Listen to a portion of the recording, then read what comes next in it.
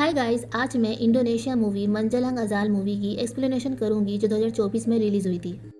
Movie की starting में हम एक अंबर नाम की औरत को देखते हैं जो एक सेकर नाम की औरत पर रिचुअल कर रही थी। अंबर सेकर से कहती है कि वह जो भी कुछ कह रही है वो उसके साथ रिपीट करे।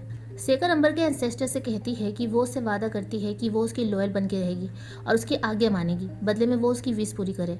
उसी बीच अंबर कहती है कि सिर्फ वो या फिर उससे ज़्यादा कोई पावरफुल ही इस रिचुअल को तोड़ सकता है, और अगर सेकर ने एंसेस्टर से किया हुआ वादा तोड़ा तो उसे इसकी बहुत बड़ी कीमत चुकानी पड़ेगी। रिचुअल के दौरान हम सेकर के चेहरे को देखते हैं, जिसे देखकर ऐसा लग रहा था कि वो ये सब करना नहीं चाह रही है, लेकिन उसे ना चाहते हुए भी ये करना पड़ रहा है। उसके बाद सीन कुछ सालों के बाद दिखाया जाता है, जहाँ पर हम सेकर को देखते हैं जो अपने 3 बच्चे रत्ना, दानी और दोदी के साथ अकेले रह रही थी और उसका पति मर चुका था।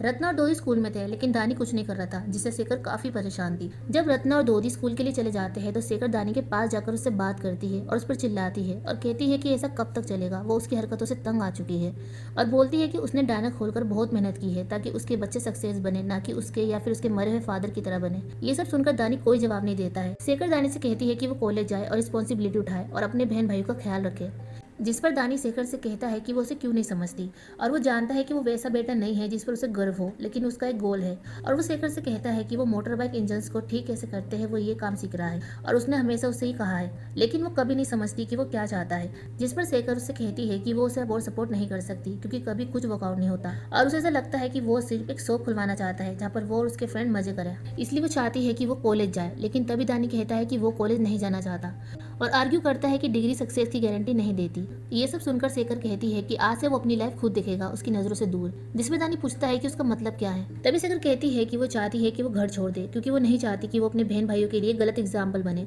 तभी दानी अपनी माँ से कहता है कि वो उसे प्रूव करके दिखाएगा कि वो बिना उसकी हेल्प पे सक्सेसफुल बन सकता है, और आज उसने जो कुछ भी कहा वो ये सब याद रखेगा। और ये कहकर दानी वहाँ से चला जाता है, जिसके बाद सेकर खूब रोती है।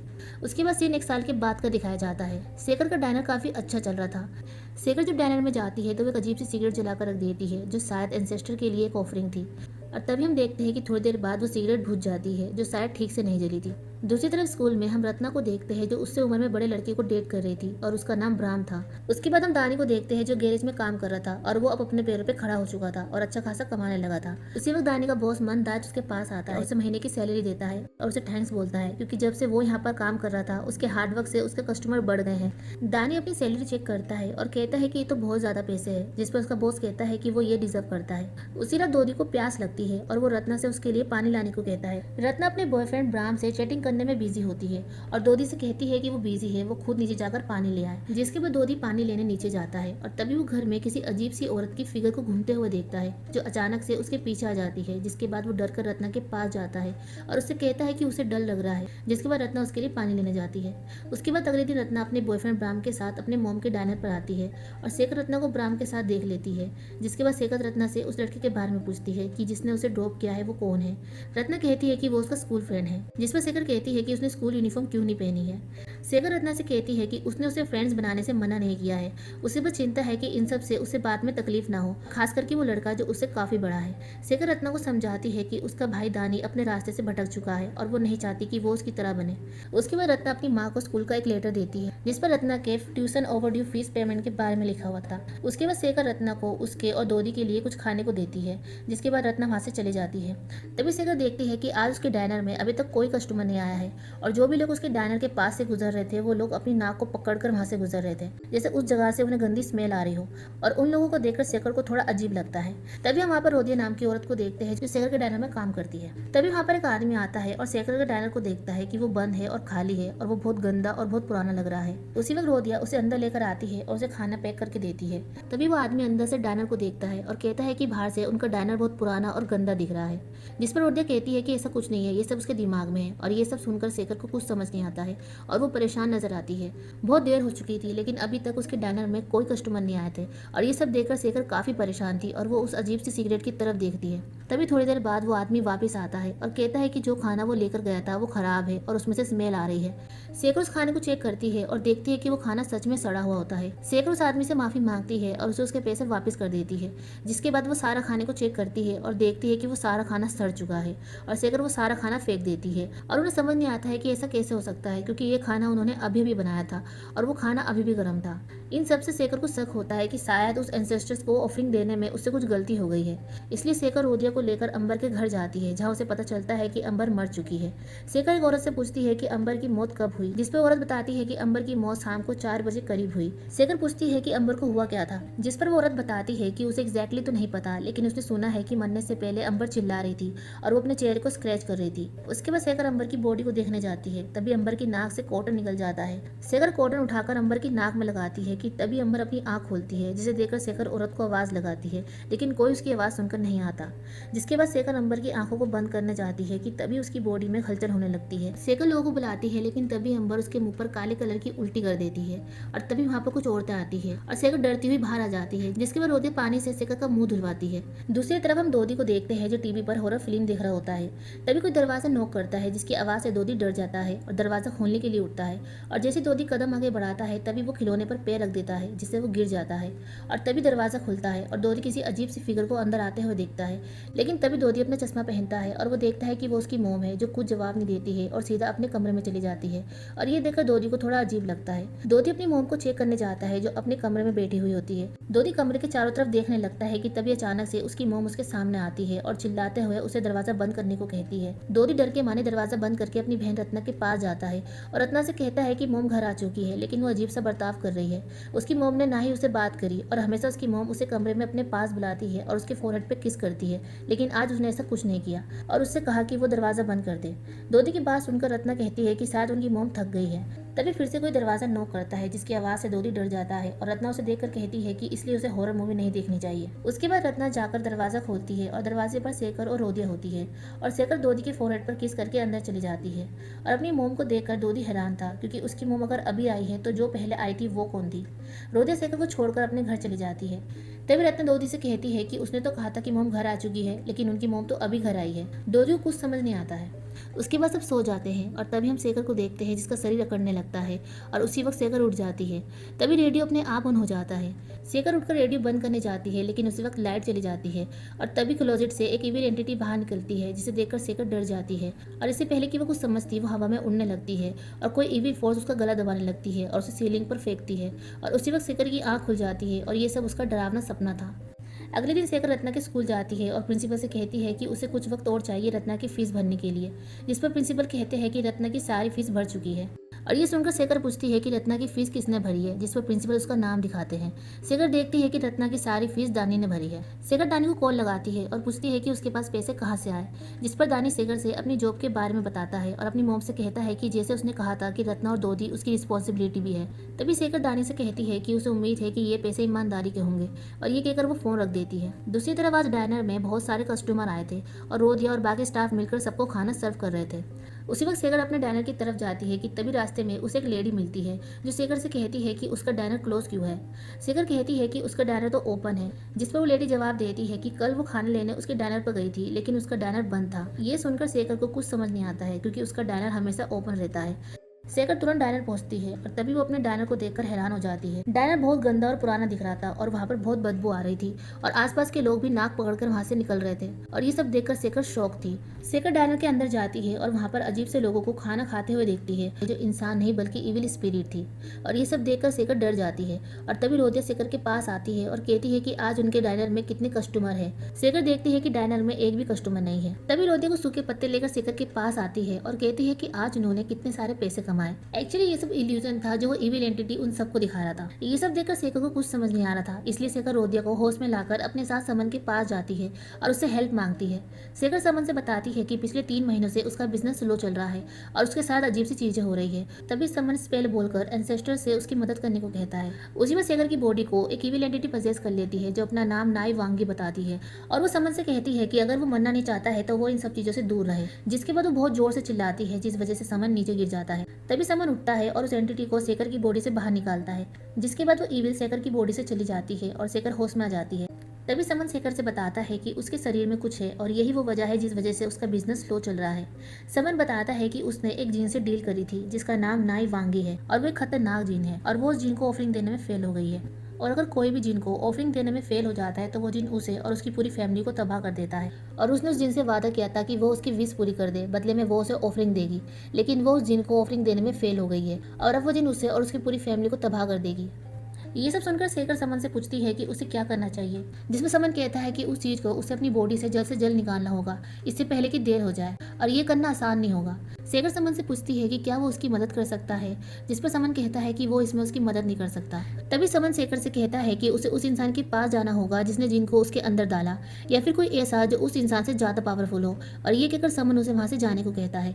उसके बाद शेखर सीधा अंबर के घर जाती है। तभी शेखर किसी औरत को अंबर के घर में देखती है। शेखर उस औरत के बारे में रोदिया को बताती है, लेकिन रोदिया कहती है कि उसे वहां पर कोई नहीं दिख रहा है। शेखर बाहर से आवाज लगाती है, लेकिन कोई जवाब नहीं देता है, जिसके बाद वो वहां से जाने लगती है कि तभी अंबर के घर का दरवाजा अपने आप खुल जाता है। शेखर अंदर चेक करने जाती है, तभी उसके पीछे वो जीन आ जाती है, जिसे देखकर शेखर बहुत जोर से चिल्लाती है और यहीं पर सीन कट हो जाता है। दूसरी तरफ हम रत्ना और उसके बॉयफ्रेंड ब्राह्म को देखते हैं। ब्राह्म रत्ना को अपने घर पर लेकर आता है। तभी ब्राह्म रत्ना के करीब आता है, जिससे रत्ना अनकंफर्टेबल फील करती है और कहती है कि उसे ये सब पसंद नहीं, लेकिन ब्राह्म उसकी नहीं सुनता है। इसके बाद रत्ना उसे थप्पड़ मारती है। ब्राह्म अपनी की हुई हरकत के लिए रत्ना से माफी मांगता है, लेकिन रत्ना वहां से चली जाती है। रात में रोदिया शेखर को लेकर उससे घर आती है। शेखर कुछ अजीब लग रही थी और वो बिना कुछ बोले घर के अंदर आती है।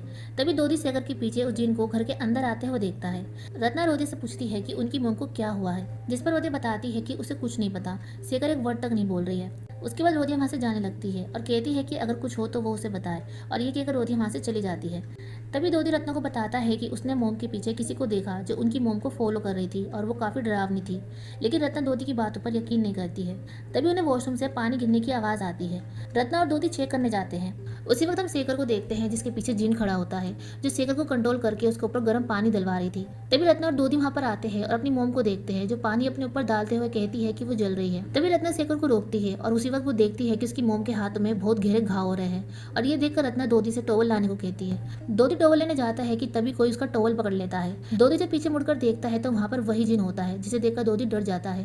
तभी रत्ना वहां पर आती है, लेकिन वहां पर कोई जिन नहीं था। जिसके बाद वो टॉवल उठाकर अपनी मोम को कमरे में लेकर जाती है और शेखर के घाव में दवा लगाती है और पूछती है कि उसे ये घाव कैसे लगे, लेकिन शेखर उसे कोई जवाब नहीं देती है।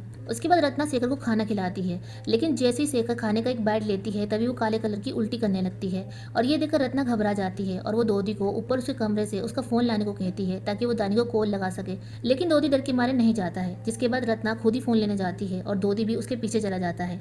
रत्ना दानी को कॉल लगाती है, लेकिन उसका फोन साइलेंट पर था और वो प्रेयर कर रहा था, जिस वजह से वो उसका फोन नहीं उठाता है। रत्ना अपनी मॉम की कंडीशन देखकर काफी परेशान होती है। उसी बाद अचानक से दोदी को भी कुछ होने लगता है और उसे दौरे पड़ने लगते हैं, और ये देखकर रत्ना डर जाती है। और तभी लाइट चली जाती है और उसी वक्त हम दरवाजे पर उस जिन को खड़ा देखते हैं। तभी रत्ना को दानी का कॉल आता है और दानी रत्ना से पूछता है कि वो रो क्यों रही है, जिस पर रत्ना दानी से बताती है कि उनकी मोम काले कलर की उल्टी कर रही है और अब दोदी को बुखार है और उसे दौरे भी पड़ रहे हैं और उसे समझ नहीं आ रहा है कि वो क्या करे, उसे बहुत डर लग रहा है। दानी रत्ना को शांत करता है और रत्ना से रोदिया की हेल्प मांगने को कहता है, और वो भी अभी घर पहुंच रहा है। जिसके बाद रत्ना फौरन रोदिया से हेल्प मांगने जाती है। उसके बाद दानी भी घर पहुंच जाता है और रत्ना भी रोदिया को लेकर वहां पर पहुंच जाती है। वो तीनों घर के अंदर जाते हैं और देखते हैं कि कमरे में दोदी और शेखर नहीं है। तभी उन्हें वॉशरूम से हंसने की आवाज आती है। वो लोग चेक करते हैं तो देखते हैं कि शेखर दोदी के ऊपर पानी डाल रही है और कहती है कि दोदी का शरीर गर्म है, उसे नहाने की जरूरत है। ये देखकर दानी शेखर को रोकता है और उसे कमरे में लेकर जाता है। अगले दिन हम शेखर को देखते हैं, जो अब नॉर्मल थी और वो कुछ नहीं बोल रही थी। उसी वक्त अभी दानी उनसे माफी मांगता है और प्रॉमिस करता है कि वो उन दोनों को फिर कभी अकेला नहीं छोड़ेगा। उसके बाद दानी कुछ खाने के लिए खरीदने चला जाता है। तभी रत्ना को ब्राह्म का मैसेज आता है कि वो उसके घर के बाहर है, जिसके बाद रत्ना बाहर जाती है। तभी ब्राह्म रत्ना से कहता है कि उस दिन उसने अपने बिहेवियर के लिए उससे माफी मांग ली थी, तो वो उसे इग्नोर क्यों कर रही है। रत्ना से कहती है कि उसने उसे माफ कर दिया है, लेकिन वो उससे कोई रिलेशन नहीं रखना चाहती। लेकिन तभी ब्राह्म रत्ना को धमकी देता है और कहता है कि वो उनका फोटो उसकी मोम को दिखा देगा। रत्ना उसे फोटोज को डिलीट करने को कहती है, लेकिन उसी वक्त ब्राह्म उसके साथ जबरदस्ती करने लगता है। तभी उसी वक्त दानी आ जाता है और ब्राह्म को देखकर उसे मारने लगता है, लेकिन तभी ब्राह्म दानी को रोकता है और कहता है कि वो रत्ना का बॉयफ्रेंड है। जिस पर दानी कहता है कि वो नहीं चाहता है कि उसकी बहन उस जैसे लड़के के साथ डेट करे, और ये कहकर दानी उसे वहां से जाने को कहता है। और रत्ना भी ब्राह्म से कहती है कि उनके बीच अब सब कुछ खत्म हो गया है। जिसके बाद ब्राह्म वहां से चला जाता है। शाम को शेखर अपने बच्चों से बताती है कि जब उनके फादर की डेथ हुई थी तो उसने प्रॉमिस किया था कि वो उन सबका ख्याल रखेगी और उन्हें कभी भी कोई तकलीफ नहीं आने देगी, लेकिन वो अपना रास्ता भटक गई और उसने एक समन जो वो अंबर थी उससे हेल्प मांगी ताकि उसका डायलर खूब सारे कस्टमर से भरा रहे और वो उनकी देखभाल अच्छे से कर सके। इसीलिए वो उस जिन को ऑफरिंग देती थी, लेकिन एक दिन वो ठीक से ऑफरिंग नहीं दे पाई, और ये सब उसने अपने बच्चों के लिए किया। वो बस ये चाहती थी कि वो तीनों सक्सेसफुल होकर अपने पैर पे खड़े हो जाए, उसकी तरह ना बने। अपनी मॉम की बातें सुनकर वो तीनों इमोशनल हो जाते हैं। तभी उसी वक्त दरवाजा अपने आप खुल जाता है और दोदी जिन को अंदर आते हुए देखता है, जिसे देखकर दोदी रत्ना और दोनी को बताता है कि यहाँ पर कोई है। दानी कमरे के बाहर चेक करने जाता है लेकिन बाहर कोई नहीं होता है, जिसके बाद वो वापस कमरे में जाने लगता है कि तभी दरवाजा बंद हो जाता है और वो जिन फिर से शेखर को पजेस कर लेती है और रत्ना को धक्का देकर बेड से नीचे कूद जाती है। रत्ना शेखर के करीब जाती है लेकिन तभी वो रत्ना को धक्का मारती है और पूरे कमरे का सामान उठाकर फेंकने लगती है। तभी शेखर कहती है कि जल रहा है और ये कहकर वो अपना सर खिड़की पर मारती है। दानी दोदी को दरवाजा खोलने को कहता है लेकिन दोदी से दरवाजा नहीं खुलता है, जिसके बाद दानी दरवाजा तोड़कर अंदर आ जाता है और शेखर को देखता है, जिसे खिड़की से सिर पर चोट लग जाती है। तभी शेखर खिड़की के कांच से अपने हाथ को काटने लगती है और सामान उठाकर उनकी तरफ फेंकती है। तभी दानी जल्दी से दोदी और रत्ना को कमरे से बाहर निकालने लगता है, लेकिन तभी शेखर रत्ना के पैर पर शीशे का कांच मारती है, जिससे रत्ना को चोट लग जाती है और तभी दानी शेखर को कमरे में बंद कर देता है और रत्ना के पैर पर चोट लगने की वजह से उसे काफी दर्द होता है। अगली सुबह वो लोग शेखर को चेक करते हैं। शेखर एक कोने में बैठी दर्द में रो रही होती है, जिसके बाद वो अपनी मोम के पास जाते हैं और उसे बेड पर लिटा देते हैं और उसके जख्म पर मरहम लगाते हैं। उसके बाद दानी, रत्ना और दोदी शेखर के कमरे में प्रेयर करते हैं, लेकिन जैसे ही वो लोग प्रेयर स्टार्ट करते हैं तभी शेखर अचानक से उठ जाती है और कहती है कि उसने कल से कुछ नहीं खाया, उसे भूख लगी है। दानी रत्ना से खाना लाने को कहता है लेकिन तभी शेखर बेकाबू हो जाती है और चिल्लाने लगती है। दानी दोदी से रस्सी मांगता है, जिसके बाद वो शेखर को रस्सी से बांध देते हैं। रात में दानी अपने घर में एक प्रेयर रखता है, जिसमें वो अपने बॉस और कुछ लोगों को बुलाता है और वहाँ पर एक प्रीस्ट भी होता है। उसके बाद वो सब प्रेयर स्टार्ट करते हैं और उसी बीच दानी देखता है कि उसकी मोम अजीब सी हरकतें कर रही है और तभी शेखर चिल्लाने लगती है, जिससे सब शांत हो जाते हैं। लेकिन तभी प्रीस्ट उनसे कहता है कि वो पढ़ते रहे, जिसके बाद वो सब फिर से प्रेयर स्टार्ट करते हैं और शेखर चिल्लाते हुए तड़पती है। लेकिन तभी शेखर उठ जाती है और जोर से चिल्लाकर उन्हें चुप होने को कहती है और बोलती है कि उनकी प्रेयर कुछ काम की नहीं है और ये कहकर वो हंसने लगती है। तभी दानी रत्ना और दोदी को बेडरूम में जाने को कहता है और वहाँ पर प्रेयर्स के लिए आई शेखर के डाइनर में काम करने वाली ईना और एनी नाम की लेडी को भी रत्ना के साथ जाने को कहता है। जिसके बाद प्रीस्ट उस जिन को भगाने के लिए कुछ प्रेयर बोलने लगता है, लेकिन तभी वो जिन प्रीस्ट को हवा में उठाकर दीवार पर फेंकती है और तभी उस प्रीस्ट की एक आंख फूट जाती है। जिसके बाद कुछ लोग प्रीस्ट को वहाँ से ले जाते हैं और दानी शेखर को कमरे में बंद कर देता है। उन्हें कुछ समझ नहीं आता है कि वो क्या करे। उसी बीच कमरे से जिन शेखर की आवाज में उनसे हेल्प मांगती है, लेकिन उन्हें पता था कि वो उनकी मोम नहीं बल्कि वो जिन है। तभी उसी वक्त दानी को रोदिया का कॉल आता है और वो दानी से बताती है कि उसने किसी को ढूंढा है जो उसकी माँ की मदद कर सकता है। उस आदमी का नाम काई बागजा है और वो कल उसके पास जाएंगे, इसलिए वो कल सुबह उन्हें पिक करने आएगी। और ये सब सुनकर दानी उसे थैंक यू बोलता है। उसके बाद हम रोदिया को देखते हैं जो अपने घर जा रही होती है। तभी वो अपने सामने उस जिन को देखती है, जिसे देखकर वो डर जाती है।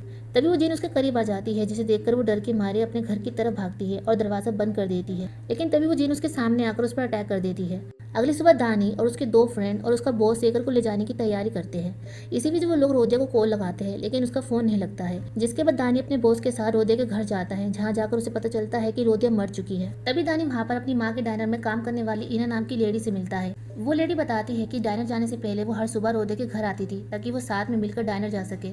लेकिन आज सुबह वो जब यहाँ पर आई तो उसने रोदिया को मरा हुआ पाया और उसे रोदिया की पॉकेट में कुछ मिला था जो वो दानी को देती है। उस पर उस जगह का एड्रेस था जहाँ पर रोदिया उन्हें लेकर जाने वाली थी। उस एड्रेस को देखकर दानी का बॉस कहता है कि वो इस जगह को जानता है। जिसके बाद वो सब मिलकर शेखर को बांधकर वैन में डालते हैं और उस काई वागजे के पास जाने के लिए निकलते हैं। रास्ते में शेखर चिल्लाती रहती है और कहती है कि उसे जल रहा है। दानी शेखर को शांत करने की कोशिश करता है और कहता है कि वो उसके लिए हेल्प लेने जा रहे हैं। उसके बाद वो सब उस विलेज पर पहुंच जाते हैं जहाँ पर वो आदमी काई वागजा रहता है। उसके घर पर जाने के लिए उन्हें जंगल के रास्ते पैदल जाना पड़ता है और इसे चलते चलते रात हो जाती है। तभी दानी का बॉस कहता है कि शाम की प्रेयर का वक्त हो गया है, इसलिए उन्हें रुककर प्रेयर करनी चाहिए। जिसके बाद वो सब प्रेयर करने के लिए एक जगह पर रुकते हैं और शेखर को पीछे रखकर प्रेयर करने लगते हैं। तभी प्रेयर के बीच में दोदी शेखर के पास उस जिन को बैठा दिखता है, जिसे देखकर वो काफी डर जाता है और किसी को कुछ नहीं बताता है। प्रेयर खत्म होने के बाद रत्ना देखती है कि शेखर वहाँ पर नहीं है, जिसे देखकर वो सब परेशान हो जाते हैं। दानी रत्ना से कहता है कि वो दोदी के साथ यहीं पर रुके और बाकी सबसे कहता है कि वो अलग अलग होकर उसकी मोम को ढूंढे। जिसके बाद वो दो हिस्सों में बढ़ जाते हैं और शेखर को ढूंढने लगते हैं। तभी दानी के दो दोस्त अंगा और निजाम को शेखर मिलती है। वो लोग उसके करीब जाते हैं और शेखर को देखकर डर जाते हैं। जिसके बाद वो दानी के एक दोस्त के ऊपर अटैक कर देती है और एक लकड़ी से बहुत बुरी तरह से उसे स्टेप करके मार देती है। जिसके बाद वो दानी के दूसरे दोस्त की तरफ जाती है और उसके चेहरे पर लकड़ी से वार करती है और उसकी आवाज सुनकर दानी और उसके बॉस वहाँ पर पहुंचते हैं और अंगा को मारा हुआ देखते हैं। तभी दानी अपने दूसरे दोस्त निजाम को भी वहाँ पर मरा हुआ देखता है। इसी बीच वो जिन पीछे से आकर दानी के बॉस को पकड़कर ले जाती है। दानी देखता है कि उसका बॉस वहाँ पर नहीं है, जिसके बाद वो उसे ढूंढने लगता है और तभी दानी को उसका बॉस दिखता है जो बहुत बुरी तरह से जख्मी था और तभी वो मर जाता है, जिसे देखकर दानी बहुत जोर से चिल्लाकर रोता है। उसके बाद हम रत्ना और दोदी को देखते हैं। तभी वहाँ पर वो जिन आता है। अपनी मोम को देखकर रत्ना और दोदी उसके पास जाने लगते हैं और तभी वो अपनी मोम को देखकर डर जाते हैं जो पूरी तरह से बदल चुकी थी, जिसे देखकर वो डर के मारे वहाँ से भागने लगते हैं और वो जिन उनका पीछा करने लगती है। होती है। तभी भागते भागते दोदी गिर जाता है और वो जिन उसे पकड़ लेती है। रत्ना दोदी को बचाने की कोशिश करती है लेकिन वो जिन दोदी को नहीं छोड़ती है। तभी दानी वहाँ जाता है और दोदी को जिन से बचाता है, जिसके बाद वो जिन दानी को पकड़ लेती है और उसका गला दबाने लगती है। दानी अपने आप को बचाने की कोशिश करता है लेकिन वो जिन बहुत पावरफुल थी। तभी पीछे से कोई उसे होली डंडा मारता है जिससे वो शांत हो जाती है और तभी वो देखते हैं कि वो डंडा उसी प्रीस्ट काइन वांगजे ने मारा था जिसके पास वो सेकर को लेकर जा रहे थे। उसके बाद काई सेकर को लेकर अपने घर आता है। काई उनसे बताता है कि ये शरीर उनकी माँ का तो है लेकिन आत्मा उसकी नहीं है। तभी काई उनके हाथों में पानी डालता है और उनसे कहता है कि वो प्रेयर करते हुए इस पानी को अपने फेस पर लगाए ताकि वो ये जान सके कि उनकी माँ के अंदर कौन है। काई के कहने पर वो प्रेयर करते हुए अपने फेस पर पानी लगाते हैं, जिसके बाद काई उन्हें आंखें खोलने को कहता है और जैसे ही वो आंखें खोलते हैं तभी वो अपने सामने उस जिन को देखते हैं जिसे देखकर वो डर जाते हैं। तभी काई कहता है कि उन्हें उनकी माँ के शरीर से जिन और ताबीज को निकालना होगा, जिसके लिए उसे खरे नारियल लाना होगा और वो भी उस नारियल के पेड़ से जिस पर सिर्फ एक ही नारियल हो। और जिसने उनकी माँ के शरीर में उस जिन को डाला जो वो अंबर थी, उसे उसकी कब्र की थोड़ी मिट्टी लानी होगी और उन्हें आज रात ही करना होगा। उसके बाद दानी ये सब लाने के लिए जाने लगता है। तभी काई दानी को होली वाटर देता है और कहता है कि अगर ये सब करते हुए कोई चीज उसे रोकने की कोशिश करे तो वो इस पानी को उस पर छिड़क दे, जिसके बाद दानी वहाँ से चला जाता है। जिसके बाद काई, रत्ना और दोदी शेखर के पास बैठकर प्रेयर करने लगते हैं और इसी दौरान शेखर काली कलर की उल्टी करती है। दूसरी तरफ दानी अंबर की कब्र पर पहुंच जाता है और अंबर की कब्र से मिट्टी उठाने जाता है, लेकिन तभी दानी को किसी की आवाज आती है जो उससे कहती है कि इस कब्र से मिट्टी मत लेना। लेकिन दानी उस आवाज को नजरअंदाज करके मिट्टी उठाने लगता है। मिट्टी लेते हुए उसे काफी दर्द होता है। तभी दानी देखता है कि उस मिट्टी पर कीड़े हैं, जिसे देखकर वो डर जाता है और तभी वो अंबर की पूरी कब्र पर कीड़ों को देखता है, लेकिन तभी भी वो हिम्मत करके मिट्टी लेने लगता है। तभी वो देखता है कि उसके आसपास कई इविल स्पिरिट है, जिसे देखकर वो डर जाता है। लेकिन उसी वक्त दानी होली वाटर को अंबर की कब्र पर डालता है और तभी वो सारी स्पिरिट गायब हो जाती है। जिसके बाद दानी मिट्टी लेकर वहां से चला जाता है। उसके बाद दानी हरा नारियल लेने जाता है, लेकिन उसे एक पेड़ पर सिर्फ एक हरा नारियल नहीं मिलता है। दानी को कुछ समझ नहीं आता है कि वो एक पेड़ पर सिर्फ एक हरा नारियल कहाँ से ढूंढे और ये सब सोचकर वो काफी परेशान होता है। तभी दानी के पास कोई आता है।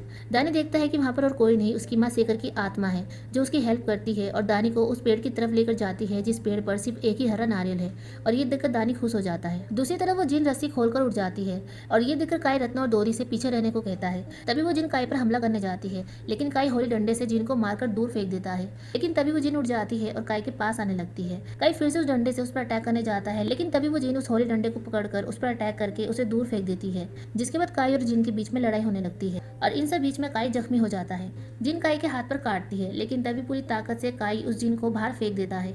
उसके बाद काई बाहर जाकर उसे चेक करता है, लेकिन तभी वो जिन काई पर अटैक करके उसे गिरा देती है और काई के गले पर काट कर उसे घायल कर देती है। काई उस जिन को एक खंजर से रोकने की कोशिश करता है, लेकिन तभी वो जिन काई के खंजर को छीनकर उसके स्टैब कर देती है और खंजर लेकर रत्ना दोदी की तरफ बढ़ती है उन्हें मारने के लिए। और जैसे वो उन्हें मारने वाली होती है तभी दोदी रोते हुए उसे माँ बोलकर रोकता है और कहता है कि वो उससे प्यार करते हैं। क्या वो उससे, रत्ना से और दानी से प्यार नहीं करती? दोदी की बातों का असर शेखर के ऊपर होता है और वो जिन पर काबू करके रुक जाती है। दोदी शेखर से कहता है कि वो उससे प्यार करते हैं और वो भी रत्ना, दानी और उससे प्यार करती है। दोदी की बातों से शेखर इमोशनल होकर रोने लगती है, लेकिन तभी फिर से वो जिन शेखर पर काबू कर लेता है और जैसे वो फिर से दोदी और रत्ना को मारने जाती है तभी दानी आकर उसे रोकता है और उसी वक्त काई नारियल के पानी पर प्रेयर करके उस जिन के ऊपर फेंकता है, जिससे वो कमजोर हो जाती है और उनके कंट्रोल में आ जाती है। जिसके बाद काई उसे नीचे लेटा देता है और रत्ना, दोदी और दानी से कहता है कि वो अपनी मोम को नारियल के पानी से साफ करे और कब्र की मिट्टी को उसके शरीर पर लगाए। उसके बाद वो तीनों शेखर के हाथ पैरों पर नारियल का पानी लगाते हैं और काई और उसके साथ के लोग मिलकर प्रेयर करते हैं। जिसके बाद वो जिन शेखर की बॉडी से चला जाता है। तभी शेखर कहती है कि उसे प्यास लगी है, जिसके बाद वो उसे पानी पीने को देते हैं। शेखर की बॉडी से जिन जा चुका था, लेकिन शेखर बहुत कमजोर थी जिस वजह से वो मरने वाली थी। मरने से पहले शेखर दानी से माफ़ी मांगती है और कहती है कि वो हमेशा से जो चाहती थी उस चीज़ को लेकर वो उसे फोर्स करती रही और वो गलत थी। और शेखर दानी से कहती है कि अपने भाई बहनों का ख्याल रखना। तभी दानी अपनी मोम से कहता है कि वो कभी भी घर छोड़कर नहीं जाएगा और वो जो चाहेगी वो वही करेगा। वो बस उन्हें छोड़कर ना जाए, उन्हें अभी भी उसकी ज़रूरत है। जिस पर शेखर दानी से कहती है कि वो ज़िंदगी में जो करना चाहता है वो करे और अपने भाई बहनों के साथ हमेशा अच्छा रहे। वो सब काफ़ी इमोशनल हो जाते हैं। तभी काई दानी से कहता है कि वो उसकी माँ को आखिरी प्रेयर बोलने में मदद करे। दानी अपनी मोम की लास्ट प्रेयर बोलने में मदद करता है और प्रेयर खत्म करते ही शेखर शांति से मर जाती है। जिसके बाद रत्ना, दानी, दोदी खूब रोते हैं। उसके बाद सीन कुछ महीने के बाद का दिखाया जाता है, जहाँ पर हम दोदी, दानी और रत्ना को देखते हैं जो अपनी माँ का डायनर चला रहे होते हैं। तभी कस्टमर दानी से कहता है कि उसका ऑर्डर कब आएगा, जिसे सुनकर दानी रत्ना को आवाज़ लगाता है, लेकिन रत्ना उसे कोई जवाब नहीं देती है। और तभी हम रत्ना की आंखों को देखते हैं, जिसे देखकर हम समझ जाते हैं कि उस जिन ने अब रत्ना को पजेस कर लिया है। और इसी के साथ मूवी यहीं पर खत्म हो जाती है।